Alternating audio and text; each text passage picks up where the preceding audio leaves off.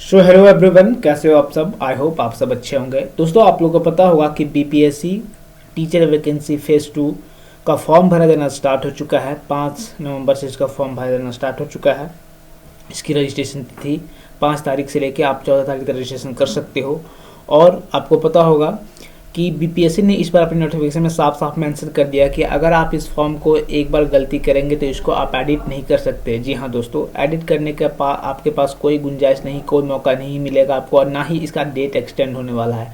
तो अगर आप ये फॉर्म भरना चाह रहे हैं या फॉर्म भरने वाले हैं तो एक बार इस वीडियो को फॉर्म भरने से पहले जरूर देख लें। स्टेप बाय स्टेप हम इसका आपको इस वीडियो में हम बताने वाले हैं कि आप इस फॉर्म को कैसे भरिएगा। ठीक है, बहुत ही आसान शब्दों में आपको बताएंगे और बहुत ही अच्छे तरीके से बताएंगे। एंड स्टेप बाय स्टेप आप इस वीडियो को देखिएगा, शुरू से अंत तक इस वीडियो को देखिएगा ताकि आपको कोई भी फॉर्म भरने में कोई भी समस्या ना आए। तो चलिए वीडियो को स्टार्ट करते हैं। स्टेप बाय स्टेप हम आपको बताने वाले हैं। और ये आपको, जी हाँ दोस्तों, अगर आप ये फॉर्म भर लिए किसी भी तरीके से और अगर आपने गलती कर दी है तो आपको एडिट करने का मौका नहीं मिलेगा। आप एक ही बार इस फॉर्म को सबमिट कर पाएंगे। एडिट करने के लिए आपको ना तो समय मिलेगा, ना ही इसका डेट एक्सटेंड होने वाला है, क्योंकि बहुत जल्दबाजी में, बहुत जल्दी और बहुत ही क्विकली में ये बीपीएससी आपको रिजल्ट देने वाली है, इसका नियुक्ति देने वाला है। तो इसमें फॉर्म का डेट एक्सटेंड करने या फिर फॉर्म को एडिट करने का कोई गुंजाइश नहीं है। तो चलिए देखिए, ये ऑफिशियल नोटिफिकेशन है बिहार पब्लिक सर्विस कमीशन का। बीपीएससी पे आपको अपने क्रोम ब्राउज़र पर टाइप करना है www.bpsc.nic.in। ऐसे ही आप टाइप करिए तो आपको इस बीपीएससी के ऑफिशियल नोटिफिकेशन पे आप ऑफिशियल वेबसाइट पे आप आ जाइएगा। आप इस सेक्शन में आप आएंगे तो यहाँ पे आपको दिखाएगा एक अप्लाई ऑनलाइन का। तो अप्लाई ऑनलाइन पे आपको क्लिक करना है। जैसे ही आप अप्लाई ऑनलाइन क्लिक करेंगे तो एक नया इंटरफेस खुलेगा बीपीएससी ऑनलाइन एप्लीकेशन का। इस पर आपको क्लिक करना है। जैसे ही आप यहाँ पे एक पॉपअप आएगा ओके का, ओके अगर आप दबाओगे तो आपको एक अलग पेज पे रिडायरेक्ट कर देगा, जहाँ पे आपको यहाँ दिखाई दे रहा होगा ऑनलाइन रजिस्ट्रेशन का। और दोस्तों, एक चीज़ यहाँ पे मैं आपको बता देता हूँ, अगर आप बीपीएससी का फॉर्म भरना चाह रहे हो तो सबसे पहले आपको बीपीएससी के ऑफिशियल वेबसाइट पे आपको रजिस्टर होना ही है। ठीक है, अगर आप नए हैं, है ना, और अगर आप पहले से रजिस्टर हैं तो आप यहाँ पे रजिस्ट्रेशन, आपका आईडी और यूजर नेम और पासवर्ड तो आपके पास होगा ही। लेकिन अगर आप रजिस्टर नहीं हैं तो एक बार ऑनलाइन रजिस्ट्रेशन आप अपना बीपीएससी पे कर लें, है ना, क्योंकि आपका रजिस्ट्रेशन होना बहुत ज़रूरी है। चलिए, फॉर्म को ये हमने आपको बता दिया। आप नीचे स्क्रॉल डाउन करिएगा, यहाँ पे आपको दिखाई देगा एक सेक्शन। जैसे ही आप इधर करोगे तो देखिए यहाँ पे लिखा हुआ है 27/2/23। ठीक है, name of the examination school teacher headmaster requirement examination. ठीक है, ऑनलाइन रजिस्ट्रेशन का डेट जो है वो आप ये देख सकते हो 5/11/2023 से ये ऑनलाइन रजिस्ट्रेशन स्टार्ट होने वाला है। रजिस्ट्रेशन डेट की इन डेट क्या है 14/11। हाँ, यहाँ मैं आपको क्लियर कर दूँ, देखिए लास्ट डेट ऑफ पेमेंट यहाँ पे 14/11, 14 नवंबर तक पेमेंट भी करेंगे, 14 तारीख तक आप रजिस्ट्रेशन भी करेंगे। 5 तारीख से लेकर 14 तारीख तक ही रजिस्ट्रेशन कर पाएंगे। लेकिन ऑनलाइन एप्लीकेशन एंड डेट है जो 25 नवंबर यहाँ पे लिखा हुआ है। आप लोग कंफ्यूज नहीं होइए कि आप 25/11 तक इस फॉर्म को भर पाइएगा, बिल्कुल नहीं। आपकी ऑनलाइन रजिस्ट्रेशन जो है वो 5/11 से स्टार्ट होगा और रजिस्ट्रेशन जो है वो 14/11 तक आपको करा लेना है एनी हाउ। ठीक है, नहीं तो आप इस फॉर्म को नहीं भर पाइएगा। आपको अगर लग रहा है कि 25 तारीख इसका एप्लीकेशन एंड डेट है तो ऐसा नहीं है। आपको रजिस्ट्रेशन 14 तारीख तक ही करा लेना है, पेमेंट करा लेना है 14 तारीख तक। ठीक है, हाँ, लेट फाइन के साथ वहाँ नोटिफिकेशन में वहाँ पे मेंशन किया है बीपीएससी ने कि लेट फाइन के साथ आप 3 दिन 17 तारीख तक आप लेट फाइन आपको लगेगा रजिस्ट्रेशन करने के लिए। अगर आप 14 तारीख रजिस्ट्रेशन नहीं करवा पाएंगे तो 17 तारीख में आपको 3 दिन और टाइम में समय मिलेगा, 15, 16, 17, जिसमें आपको एक एक्स्ट्रा फाइन पे करना पड़ेगा, तब आप रजिस्ट्रेशन कर पाएंगे। तो लेकिन मैं आपको चाहूँगा, मैं आपको बता रहा हूँ कि 5 से 14 तारीख के बीच में आप रजिस्ट्रेशन करा लें और एक बार वीडियो को देख लेना है बहुत अच्छे तरीके से। ठीक है, तो चलिए, नोटिफिकेशन आपने पढ़ लिया होगा। नोटिफिकेशन अगर आप नहीं पढ़ा तो मैंने एक पिछली वीडियो में आपको पूरा नोटिफिकेशन बताया है, आप मेरे पिछली वीडियो जाकर चेकआउट कर सकते हो। पूरा नोटिफिकेशन को मैंने पढ़ा है और अच्छे तरीके से आपको बताया कि इसमें कौन फॉर्म को पात्रता क्या है, एग्जाम पैटर्न क्या है, कौन इस फॉर्म को भर पाएंगे। मैंने अपनी पिछली वीडियो में पूरा अच्छे तरीके से एक्सप्लेन कर लिया। आप मेरे पिछली वीडियो आप लोग जाकर देख सकते हो।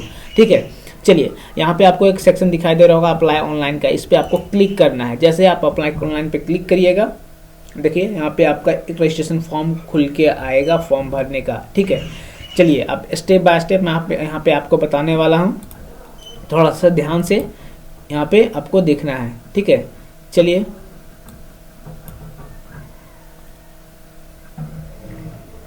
देखिए पहला जो है यहाँ पे लिखा हुआ कैंडिडेट्स फर्स्ट नेम। हाँ, first name, middle name, last name. अगर आपका नाम है रामचंद्र कुमार यादव तो यहाँ पे लिखिएगा आप रामचंद्र कुमार यादव। फर्स्ट नेम है, फर्स्ट नेम आपको डालना है। और अगर आपके पास मिडिल नाम है जैसे कुमार तो मैंने कुमार लिख दिया, और इंटर नेम में लास्ट नेम में मैंने यादव तो राम कुमार यादव। ऐसे अगर आपका नाम है राम कुमार यादव तो फर्स्ट नेम है राम, मिडिल नेम है कुमार और लास्ट नेम है यादव।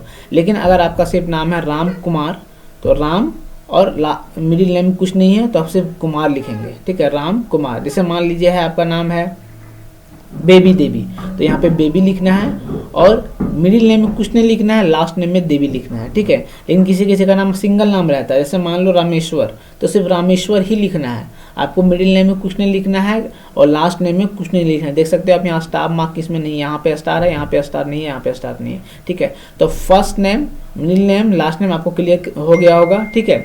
अगर आपका नाम सिर्फ बीच में नाम नहीं तो मिडिल नेम कुछ नहीं करना है। जैसे मान लो किसी किसी का नाम रहता है विनोद सिंह तो आपको विनोद लिखना है और सिंह लास्ट नेम में लिखना है, मिडिल नेम छोड़ देना है, मिडिल नेम रहेगा तभी लिखना है, ठीक है, क्लियर। चलिए फादर्स नेम यहाँ पे आपको डाल देना है, फादर्स नेम, ठीक है। और जो अगर आप फीमेल कैंडिडेट है तो आप हस्बैंड्स का नाम यहाँ पे लिख सकते हो, हस्बैंड्स का नाम, ठीक है। मदर का नाम यहाँ पे लिखना है, ठीक है। सेलेक्ट आईडी, यहाँ पे आईडी आपको सेलेक्ट करना है, आधार नंबर, पैन नंबर और ड्राइविंग लाइसेंस। दोस्तों यहाँ पे मैं आपको क्लियर कर दूं, आधार नंबर जैसे अगर आप क्लिक करोगे, थोड़ा सा देखिए यहाँ पे आधार नंबर क्लिक करोगे, जैसे आप अगर आप आधार नंबर से रजिस्ट्रेशन करेंगे तो आपको एक्स्ट्रा पेमेंट नहीं करना पड़ेगा। लेकिन आप आधार नंबर का जगह पैन कार्ड या ड्राइविंग लाइसेंस लोग मतलब चूज करते हो तो यहाँ पे लिखा हुआ देखिए, if you choose PAN card then an additional fee of 200 per post will be charge, 200 रुपये एक्स्ट्रा देना पड़ेगा, ठीक है। ड्राइविंग लाइसेंस भी अगर आप चूज करते हो तो भी वही ऑप्शन आएगा, 200 रुपये एक्स्ट्रा पेमेंट करना पड़ेगा। तो मैं चाहूँगा कि आप लोग आधार कार्ड से रजिस्ट्रेशन करें। आधार कार्ड जैसे ही आप डालोगे तो यहाँ पे आपको 12 डिजिट का अपना आधार कार्ड यहाँ पे डालना है, ओके, क्लियर। चलिए आधार कार्ड यहाँ पे क्लियर, यहाँ पे अपना 12 डिजिट का आधार कार्ड डालिएगा और अपलोड आधार PDF, यहाँ पे आपको आधार का PDF डाउनलोड अपलोड कर देना है, ठीक है। स्कैन करिएगा और याद रहे कि आपको जो PDF अपलोड करिएगा वो 100 KB के बीच में ही होना चाहिए, 100 KB के अंदर ही होना चाहिए, ठीक है। 100 KB से ज़्यादा आपका PDF यहाँ पे लेगा नहीं, ओके। चलिए आगे, क्या are you citizen of India, क्या आप इंडिया के सिटीजन हो तो हाँ यस करना है आपको, ठीक है। Are you permanent resident origin, ठीक है, ऑफ स्टेट बिहार। देखिए यहाँ पे क्लियर कर देते हैं एक चीज़ कि अगर देखिए are you citizen of India, यहाँ पे यस करना है। Are you permanent resident origin of state Bihar, अगर आप बिहार के हैं तो यस करेंगे, ठीक है। तो यहाँ पे अगर आप जैसे ही यस करेंगे तो आपका परमानेंट रेजिडेंस सर्टिफिकेट मांगेगा, आपका डोमिसाइल सर्टिफिकेट मांगेगा, इशू डेट मांगेगा और उसको अपलोड कर देना है यहाँ पे, ठीक है। यहाँ पे अपलोड कर दोगे, ठीक। और do you belong to any reserve category, क्या आप रिजर्व, अगर आप बिहार से नहीं है तो आप यहाँ पे नो करेंगे तो आपको कुछ नहीं मांगेगा, ठीक है। और रिजर्व कैटेगरी भी ऑटोमेटिकली यहाँ पे नो हो जाएगा। अगर आप बिहार के नहीं हैं, अदर स्टेट से आप इस फॉर्म को भर पा रहे हैं तो आपको रिजर्वेशन तो मिलेगा नहीं, तो ऑटोमेटिकली यहाँ पे नो हो जाएगा। लेकिन अगर आप बिहार के रहने वाले हैं तो यहाँ पे सर्टिफिकेट नंबर, इशू डेट और उसको डोमिसाइल सर्टिफिकेट को अपलोड करना है, 100 KB के अंदर सारा डॉक्यूमेंट आपको अपलोड करना है। Do you belong to any reserve category, क्या आप रिजर्वेशन चाहते हैं, अगर यस करेंगे तो आपको अगर आप बिहार के जनरल कैटेगरी हैं, आपको रजिस्ट्रेशन नहीं चाहिए तो नो करना है। लेकिन अगर आपको कोई ऑल कैटेगरी से रिजर्वेशन कैटेगरी में है तो आप यस करेंगे, बिहार के रहने वाले हैं तो। If yes then select the category code, आपको कोड का सेलेक्ट करना है, EWS में है, SC में है, ST में है, OBC में है, BC में, आपको जो भी कैटेगरी में है। मान लो EWS का है तो EWS का सर्टिफिकेट आपको, कास्ट नेम यहाँ पे आपको डालना है, फिर सर्टिफिकेट नंबर डालना है, सर्टिफिकेट इशू डेट डालना है, और आप बिहार के हैं या फिर अदर्स के हैं वो यहाँ पे फिल करना है, ठीक है। अदर वाले तो रिजर्वेशन के लिए अप्लीकेबल होंगे ही नहीं, एलिजिबल होंगे ही नहीं, तो आपको बिहार ही रहने वाला। Issued certificate issued by, certificate कहाँ से इशू किए हैं वो है, बिहार के हैं या फिर अदर से, कहाँ से आपने सर्टिफिकेट EWS का बनवाया है वो चीज़। तो सारा चीज़ में यही होगा, SC में, ST में और EBC में और BC में सारा सेम प्रोसेस होगा, ठीक है। फिर उसको सर्टिफिकेट भी अपलोड कर देना है, ओके, क्लियर। चलिए यहाँ पे नोट में लिखा हुआ देखिए, EWS economical weaker selection SC schedule caste, यहाँ पे दिखा सबका यहाँ पे लिख दिया, फुल फॉर्म भी लिख दिया है। आवेदक अपनी जातीय एवं आरक्षित कोटि से पूर्णतः आश्वस्त हो लें, किसी प्रकार की त्रुटि होने पर आरक्षण का दावा मान्य नहीं होगा। जी हाँ, अगर आप बहुत अच्छे तरीके से आप आवेदक अपनी जाति से आश्वस्त हो लें, अगर आप कुछ त्रुटि करेंगे तो आपको यहाँ पे रिजर्वेशन का लाभ नहीं मिलेगा अगर आप कुछ गलती करते हैं तो, ठीक है। तो बढ़िया से आप लोग देख लेंगे। आगे तक चलते हैं। देखिए मैरिटल स्टेटस में आपको भरना है मैरिड, अनमैरिड, अदर्स। अगर आप मैरिड हैं तो मैरिड है, अनमैरिड है तो अनमैरिड में डालना है। अदर्स वाले में मान लीजिए कोई भी महिला होती हैं जो विडो होती हैं, जैसे मान लो तलाक हो गया होता है, विधवा हो गई रहती हैं, ठीक है, तो वो आप अदर्स में डाल सकते हो। जेंडर में मेल हैं फीमेल हैं वो अपने हिसाब से, या थर्ड जेंडर हैं आप अपने हिसाब से, अगर मेल है तो मेल में क्लिक करिएगा, फीमेल है तो फीमेल में क्लिक करिएगा, तो जिस हिसाब से अपने हिसाब से कर लीजिएगा, ठीक है। चलिए, are you a grandson grandfather of freedom fighter as per advertisement. अगर आपके घर में कोई मतलब फ्रीडम फाइटर रह चुके हैं तो येस और नो में क्लिक कर सकते हैं, ठीक है। आपके दादा वगैरह कोई भी हो तो, ठीक है। Are you a person with benchmarks disability, क्या आप किसी तरीके से हैंडीकैप्ड हैं। पीडब्ल्यूडी कैंडिडेट के लिए अगर येस है तो आपको येस पे क्लिक करना है। जैसे ही येस पे क्लिक करिएगा तो आपको आपकी प्रॉब्लम क्या है वो यहाँ पे 4 कैटेगरी, यहाँ पे विजुअलिटी, अगर आप देखने में समस्या है, कि हेयरिंग में समस्या है, ऑर्थोपेडिक डिसेबिलिटी है, मतलब आपका हड्डी उड्डी वगैरह कुछ कहीं क्रैक है, फिर मेंटली डिस्टर्ब है, तो वो आपको 4 में से कोई एक ऑप्शन आपको चूज करने को मिलेगा। फिर उसका सर्टिफिकेट नंबर अपलोड करना है पीडब्ल्यूडी का, और इशू डेट आपको यहाँ सबमिट करना है, ठीक है। चलिए, और आपने दिव्यांग प्रमाण पत्र निर्गत करने वाला सरकारी चिकित्सा महाविद्यालय अस्पताल का नाम, आप जहाँ से वो सर्टिफिकेट बनवाए हैं उसका आपको विवरण देना है, ओके, ठीक है। चलिए, उसका फिर उसको अपलोड कर देना है 100 KB के अंदर ही, ठीक है। और स्क्रैप रिक्वायर्ड, स्क्रैप रिक्वायर्ड मतलब अगर आपके बिहार पे आप कोई लिखने वाला चाहते हैं, मान लीजिए आप फिजिकल हैंडीकैप्ड हैं, अगर आप नहीं लिख पाते हैं तो आपको क्या लिखने वाला कोई चाहिए, तो यहाँ पे यस या नो कर सकते हैं अपने हिसाब से, ठीक है। चलिए आगे चलते हैं। Do you want to, I hope ये सारे बातें आपको क्लियर हो रही होंगी, और अपने हिसाब से फॉर्म को भरिएगा, ठीक है। अपने हिसाब से फॉर्म को भरिएगा, अच्छे तरीके से टाइम लेके फॉर्म को भरिएगा, क्योंकि अगर आप एक बार गलती करेंगे तो आपको दोबारा एडिट करने का मौका नहीं मिलेगा। मैं ये बार बार आपको बता रहा हूँ, ठीक है। और साफ साफ नोटिफिकेशन में बीपीएससी ने इस चीज़ को मेंशन भी कर दिया है। चलिए आगे। Do you want to pay concession fee as per advertisement for SC ST disability female. Concession fee अगर आप चाहते हैं ST SC डिसेबिलिटी फीमेल के लिए तो येस और नो कर सकते हैं। चलिए, वैसे भी ये स्टाफ मार्क नहीं है, आप इसको इग्नोर भी कर सकते हो, ये इसेंशियल नहीं है, मतलब, ठीक है, मैंडेटरी नहीं है। आप इस फॉर्म इसको आप नहीं भी येस और नो करिएगा तो भी आप इस फॉर्म को भरने में कोई आपको समस्या नहीं होगी, आप इसको छोड़ भी सकते हो। Are you an ex serviceman, क्या आप एक्स सर्विसमैन है, आर्मी, नेवी, एयरफोर्स, किसी भी तरीके से, तो येस और नो अपने तरीके से कर सकते हो, ओके। चलिए, पंचायती राज संस्था एवं नगर निकाय संस्था अंतर्गत नियुक्त एवं कार्यरत शिक्षक, अगर आप नियोजित शिक्षक हैं तो उसके बारे में यहाँ पे अपने डिटेल्स दे सकते हो। अगर येस हैं तो येस जैसे ही करिएगा तो आप इंटर डेजिग्नेशन आपको डालना है, स्कूल डालना है, सिलेक्ट डिस्ट्रिक्ट कौन सा डिस्ट्रिक्ट में आप कार्यरत हैं, फिर सर्टिफिकेट नंबर डालना है, इशू डेट डालना है, और अपलोड सर्टिफिकेट। पंचायती राज से जो आपको शिक्षण के लिए आपको सर्टिफिकेट मिलेगा उसका सर्टिफिकेट नंबर डालना है और उसको अपलोड भी कर देना। अगर नहीं है, आप नियोजित शिक्षक नहीं है तो नो पे करिएगा, ओके। चलिए, अब आपके यहाँ पे देखिए मेन जो समस्या है यहाँ पे है, आपको जो मेन बातें हैं, देखिए अपनी प्रशासनिक योग्यता के अनुसार इनमें से कोई एक चुने। ये जो आपके पास है इनमें से आपको एक चूज करना है। यहाँ पे 5 है, आपके पास क्या है, बीएड है, बीएड एमएड है, बीएलएड है, बीएड बीएससी एड है, बीपीएड है, प्रारंभिक शिक्षा शास्त्र में द्विवर्षीय डिप्लोमा धारक अभ्यर्थी संबंधित वर्ग के संबंधित सभी विषयों के लिए, ठीक है। दूसरा, केवल इंटरव्यू विज्ञान, केवल कंप्यूटर विज्ञान विषय के अभ्यर्थी जो प्रशासनिक योग्यता यथा बीएड आदि धारक नहीं है, ये 11 और 12 के लिए है, ठीक है। केवल संगीत विषय के अभ्यर्थी जो प्रशासनिक योग्यता अथा बीएड आदि धारक नहीं है। सोचो थोड़ा सा दोस्तों बैकग्राउंड नॉइज को थोड़ा सा अवॉइड करिएगा, क्योंकि मैं खुले में इस वीडियो को शूट कर रहा हूँ तो थोड़ा सा समस्या है, थोड़ा बाहर का आवाज़ आया तो इसको थोड़ा सा इग्नोर करिएगा। धन्यवाद दोस्तों, कोऑपरेट करिएगा, ठीक है। तो बीएड और बीएड आपके पास जो भी है वो यहाँ पे आपको क्लिक करना है। और ये 11-12 के लिए केवल कंप्यूटर विज्ञान विषय के लिए अभ्यर्थियों के जो प्रशासनिक योग्यता अर्थात बीएड आदि धारक नहीं है, ठीक है, बीएड आदि धारक नहीं है, जो 11-12 के लिए सिर्फ है ये, ठीक है। केवल संगीत के लिए, ये भी 11-12 के लिए है, ठीक है। और संगीत, ललित कला, नृत्य ये कक्षा 9 और 10 के लिए है। अब विशेष विद्यालय अध्यापक जो आपको मैंने बताया, विशेष पिछले वीडियो में मैंने जो आपको नोटिफिकेशन में मैंने साफ साफ वहाँ पे लिख दिया कि जो स्पेशल स्कूल हैं उसके लिए 270 पोस्ट हैं, तो उसके लिए विशेष विद्यालय अध्यापक अगर हैं तो उसके लिए आप यहाँ पे इसमें से एक को आप चूज कर सकते हो। संगीत है, ललित कला, नृत्य है, उसके लिए 9 और 10 के लिए एप्लीकेबल है ये चीज़। तो ये इनमें से, ये जो है इनमें से कोई एक आपको चूज करना है। आपके द्वारा उत्तीर्ण पात्रता दस्ता परीक्षा, मैन प्रॉब्लम यहाँ है, ठीक है, उत्तीर्ण पात्रता है ना, सी टेट और बी टेट।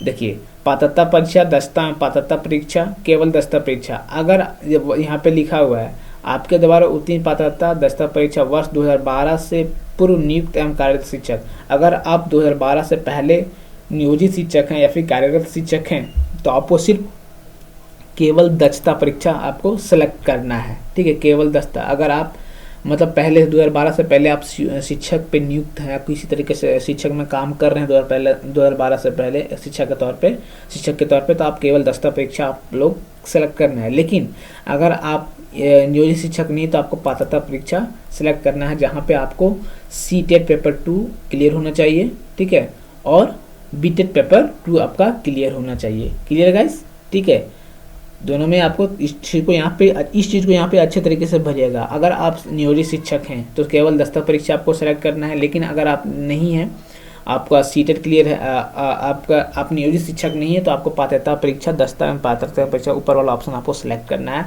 जहाँ पे आपको सीटेट का पेपर 2 क्लियर होना चाहिए और बीटेट का पेपर 2 क्लियर होना चाहिए। क्लियर, आप इनमें से किस पात्रता दस्ता एवं पात्रता परीक्षा की योग्यता धारण करते हैं।